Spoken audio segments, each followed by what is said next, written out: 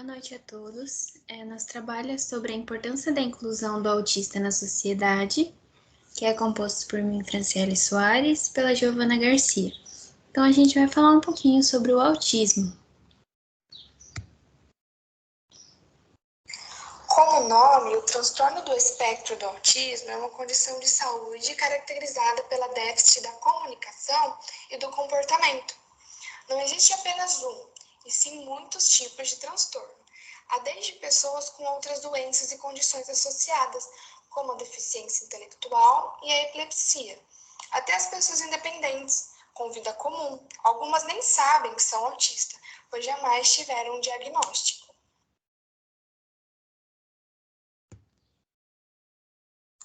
O volume alto, quebra da rotina, invasão do espaço, sustos, contrariedades, primeira visita a um ambiente novo, uma espera prolongada em filas e situações de conflito, seja em casa ou na escola, pode causar ao autista um momento de colapso, uma crise nervosa, sendo um problema psiquiátrico que costuma ser identificado na infância. O distúrbio afeta a comunicação e capacidade de aprendizado e adaptação da criança. A falta de informação da sociedade em tal assunto tem se tornado um tabu. Quando as pessoas identificam o autista, geralmente a população tende a enxergá-los com alguns estereotipos. A falta de informação e preconceito ainda existe no meio dos empregadores a acreditar que um autista não tem a mesma capacidade de realizar as tarefas do trabalho. A inclusão de um autista no mercado de trabalho é garantida pela mesma lei que determina a participação mínima para portadores de qualquer deficiência. A lei, também conhecida como Berenice Viana, que abriu as portas para o reconhecimento do autismo dentro do rol das demais deficiências. Empregar um autista, apesar de ser viável em muitos aspectos, o local e o modo de trabalho precisam de adaptações que minimizem as dificuldades naturais da condição.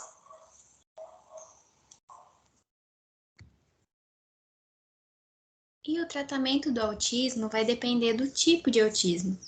Então, o uso de medicamentos prescritos por um médico, sessões de fonoaudiologia para melhorar a fala e a comunicação, terapia comportamental para facilitar as atividades diárias, terapia de grupo para melhorar a socialização da criança. E como ajudar um autista quando ele está em crise? Então, mude o ambiente, porque a crise pode ser agravada por questões sensoriais. Por isso, o ambiente faz muita diferença. Exercícios de respiração também são ótimos aliados. Não segure, a criança pode se sentir ainda mais nervosa. O que era um movimento contínuo pode se transformar em agressividade. Não se desespere.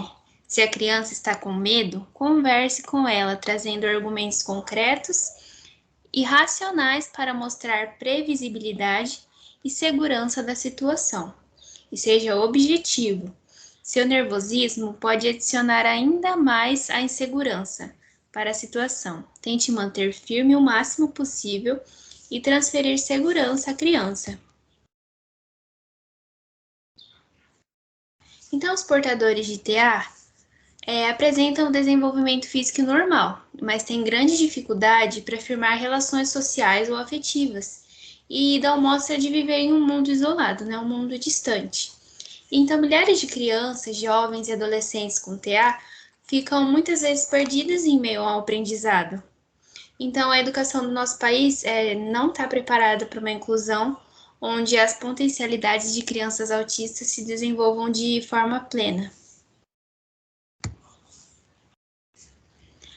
E a gente separou um videozinho que ele fala muito sobre isso, né? Ele mostra muito claramente como que é a sociedade em relação a isso, né?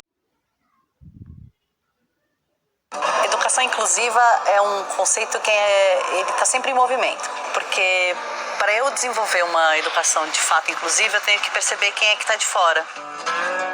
A educação é um direito humano, só que às vezes tem parcela da população que a gente nem percebe que está de fora, porque a gente quase como se a gente não sentisse falta. E esse é o caso das pessoas com deficiência. As crianças com autismo, elas, quando entram na escola, elas estabelecem de pronto um desafio. Como fazer? Quando o Vitor estava com 6 para 7 anos, foi a primeira vez que eu entendi, que eu conheci mesmo o que era o preconceito, né, com relação à inclusão escolar. O Vitor foi negado a matrícula em aproximadamente 8 escolas. As escolas falavam que não estavam preparadas e tal. Na época a gente também não tinha assim, uma legislação que protegesse a matrícula, né? Mas uma que me impactou muito foi uma escola que eu cheguei para conversar e falei, eu queria conhecer a equipe e tal, porque eu, né, vou trazer o meu filho. E aí na secretaria mesmo ela falou, olha gente, mas a gente não tem ninguém, assim, uma equipe. Eu falei, não, mas a gente constrói junto e tal, né? Ela falou, olha, mas se você quiser colocar aqui, você pode colocar. Mas eu vou logo te contar que tinha um menino igual a ele, um ano passado, e juntou uma turma e deixou esse menino pelado um dia na escola. Então, se você quiser trazer ele pra cá, você traz, mas a gente não garante nada. Aí eu entendi, eu falei, opa, peraí, que tem uma realidade aí que eu não conhecia e que eu vou ter que lidar com ela. Não raro os pais, eles relatam, né, a vivência de uma maratona. De uma maratona de baixas expectativas. Então, desde o nascimento, então, olha, tudo bem, mas é que ele não vai fazer tudo que uma criança faz. Talvez seja melhor que ele nem vá para a escola, né? Porque talvez ele não aprenda mesmo. Essas verdadeiras sentenças mostram que a gente ainda tem muito a evoluir no sentido da perspectiva da inclusão. Porque eu absolutamente não sei qual é o potencial da pessoa enquanto eu não aposto. Até pouco tempo, na história da educação, a única alternativa para esses alunos era a escola especial, né? Era a escola segregada, que fez um papel muito importante. Mas a escola que separa, ela limita muito o convívio, a interação e a troca dos estudantes com o restante da comunidade escolar. E esses são ingredientes fundamentais para que esse aluno seja desafiado. Me lembro que todo ano eu ia visitar uma escola especial e eu ficava com muita dúvida se eu não devia colocar o Vitor ali. Mas eu tinha uma coisa dentro de mim que eu não era aquilo. Eu acreditava que eu tinha que levar essa informação para a escola regular. Eu sempre acreditei que o Vitor tinha que estar com uma comunidade que não era a mesma comunidade dele. Porque se eu limitasse ele a conviver só com pessoas que têm a mesma dificuldade que ele não seria exposto aos desafios que o mundo tem. Para nós é uma conquista muito grande ter o Vitor aqui, incluído e adaptado, principalmente porque uma das barreiras mais importantes dentro do TEA é a questão da comunicação e as questões das alterações comportamentais. Isso gera uma barreira que é a barreira atitudinal, que significa como que a comunidade, as pessoas e o espaço criam a imagem desse aluno e se referem a ele. Sinto que para o Vitor estar na escola é o momento que ele tem responsabilidade da vida dele. Ele encara a escola de uma maneira muito forte. Eles tendo a interação com o outro, o contato com o outro, que é a coisa que eles têm mais dificuldade, dividir o mesmo ambiente que uma outra criança é muito importante na vida deles. A articulação desde o porteiro, a merendeira, o merendeiro, a coordenação, a gestão, né, escolar, é um movimento que tem que ser constante.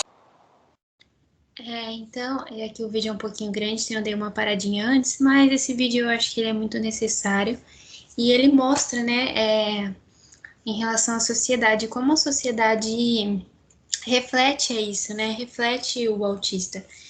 E então esse menino aí, ele já passou por 8 escolas e as 8 escolas não teve como se adaptar, e aí nessa aí que deu certo. Então é notável que a educação não está preparada para esse tipo de coisa, para isso. Então, o objetivo do nosso trabalho é mostrar a importância da inclusão do autista na sociedade e identificar as dificuldades encontradas pelos mesmos no meio social, no ambiente escolar ou de trabalho. Observar como é realizada a interação dos autistas com as pessoas nos ambientes. Aí eu deixei aqui uma tirinha que a menininha fala, né? Apenas uma maneira diferente de ver o mundo com um jeito único de ser. E aqui foi algumas referências que nós usamos. E esse foi o nosso trabalho. Muito obrigada pela atenção. Tenha uma boa noite.